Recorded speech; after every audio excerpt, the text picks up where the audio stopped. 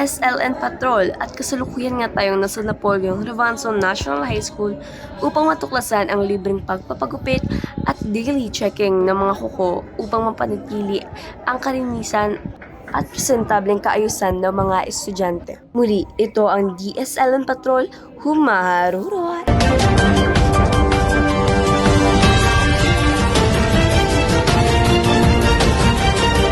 Mga mafias, bobomba na. Here's the entire map of the Grand Park Hotel. Mr. Rosa, tinusa ka pala, nisasama mo si Amy. Ang daming bisita. Actually, hindi naman si Amisil yung pinuntahan ko dito. Atake ang entrance ng Roswells. Ano nangyayari? Baka may mga baril sila! My husband is a mafia boss. Now on Viva One.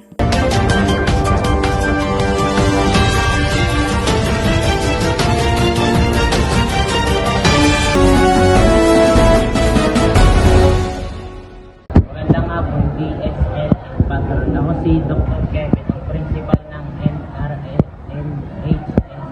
At ngayon, ipapakita ko ang kahalagahan ng simpleng pananatili ng presentableng kaayusan. Ayon sa mga eksperto sa kalusugan, ang malinis na kuko at maayos na buhok ay hindi lamang usapin ng itsura. Ito ay isang mahalagang bahagi ng personal na kalinisan at direktang nakakaapekto sa kalusugan at pag-aaral ng mga estudyante. Magandang hapon ng Napoleon Revanson National High School. Ngayon ay matutuklasan natin kung ano nga ba ang kahalagahan ng kalusugan. Ang kahalagahan ng kalusugan ay para makapag-aral tayo ng maayos. Dahil kapag meron tayong lakas, malusog, at mas may enerhiya tayo, ay mas maintindihan natin ang mga lesson.